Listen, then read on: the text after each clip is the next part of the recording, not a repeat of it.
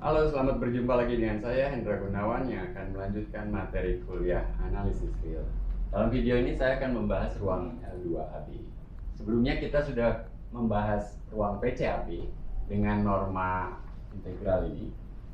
Namun sayangnya ruang tersebut tidak lengkap.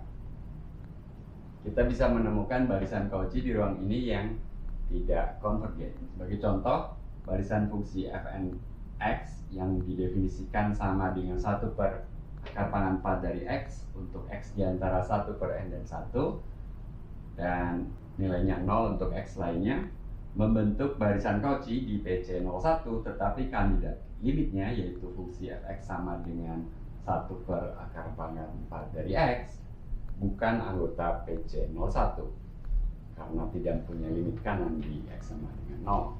Fungsinya tidak terbatas di sekitar sama dengan 0. Demikian juga dengan ruang CAB dengan norma integral ini tidak lengkap. Pertanyaannya kemudian mengapa kita memilih norma ini?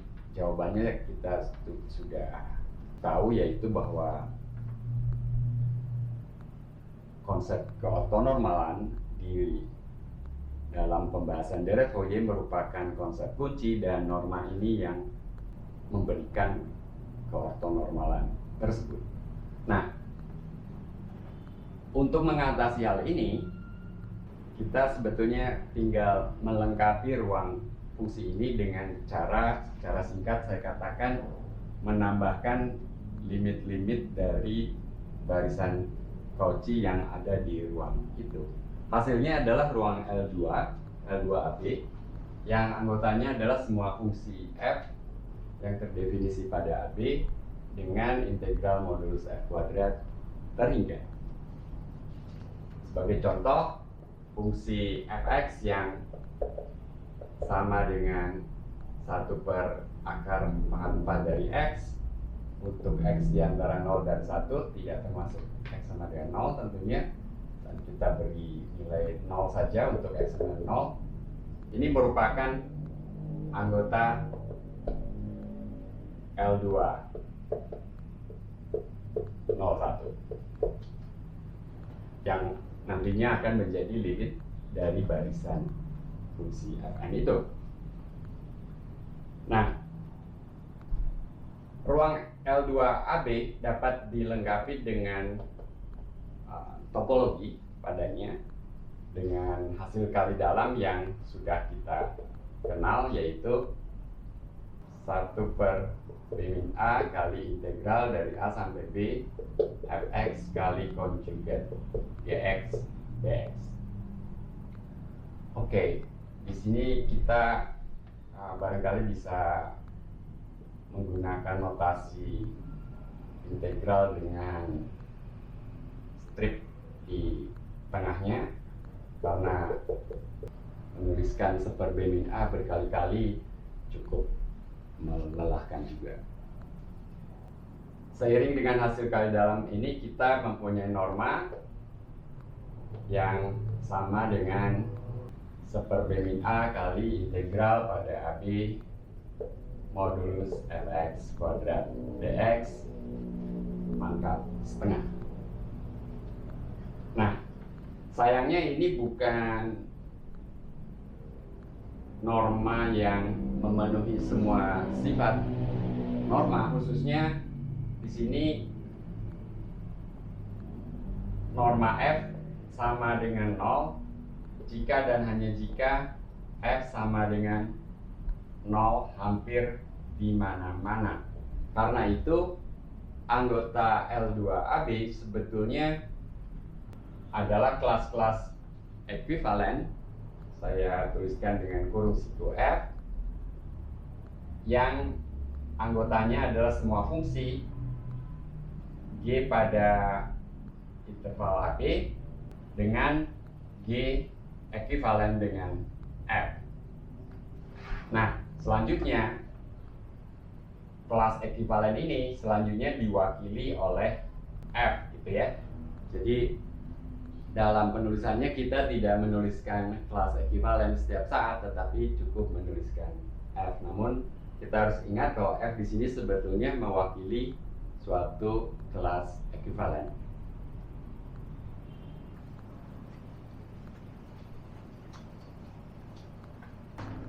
Baik, berikutnya kita mempunyai teorema ini tentang L2AB. Yang pertama menyatakan bahwa ruang L2AB itu lengkap. Ya, saya tidak akan membuktikannya. Anda bisa mempelajari buktinya ini di buku analisis fungsional yang khusus membahas itu, atau buku barangkali juga buku tentang integral Lebesgue, karena huruf L di sini tidak lain menyatakan Lebesgue, ya, bahwa integral yang sedang kita bahas adalah integral Lebesgue. Nah, yang kedua, sebagai konsekuensi dari proses melengkapi CAB untuk menghasilkan L2, maka CAB itu sendiri merupakan subhimpunan yang padat di L2AB. Buktinya tidak akan kita bahas di sini. Yang akan saya bahas sekarang adalah ketaksamaan Bessel. Ingat, sebelumnya kita sudah membahas ketaksamaan Bessel ketika membahas Dirac-Fourier. Nah, dalam versi yang lebih umum di ruang L2AB, kita memiliki ketaksamaan Bessel yang berbunyi sebagai berikut. Jika Vn merupakan himpunan ortonormal, maka kita mempunyai ketaksamaan ini. Nah, untuk buktinya, saya hapus ini dulu. Baik, untuk buktinya kita perhatikan bahwa untuk setiap n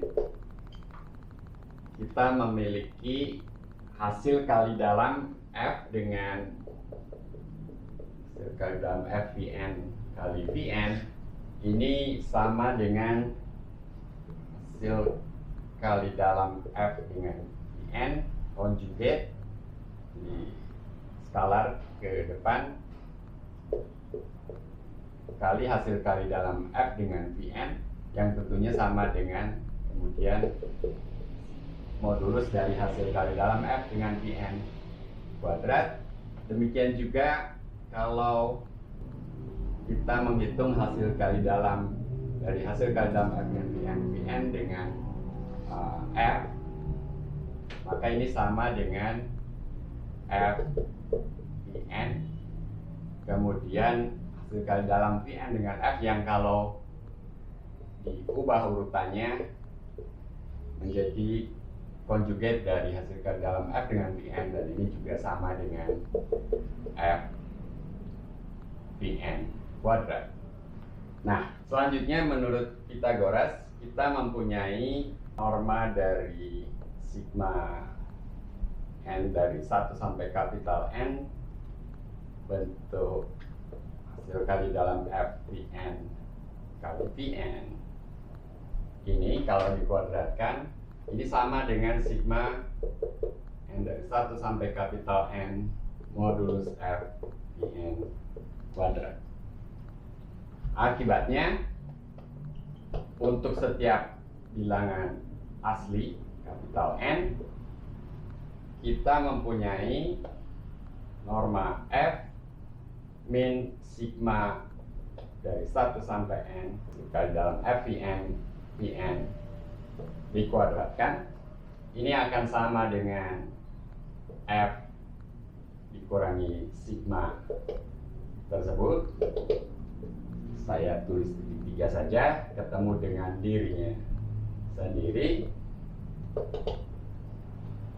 yang bila kita uraikan sama dengan norma F kuadrat minus 2 sigma modulus F Vn kuadrat, kemudian yang terakhir sigma ketemu sigma itu yang sudah kita hitung dengan Pythagoras tadi sama dengan sigma modulus Fvn kuadrat. Nah, hasil akhirnya adalah norma F kuadrat dikurangi sigma dari 1 sampai N modulus FIN kuadrat. Tinggal menyimpulkan dari situ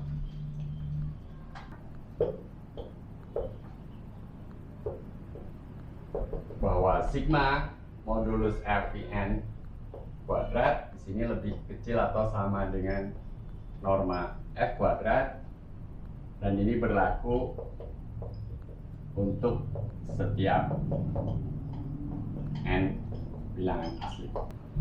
Dengan demikian kita simpulkan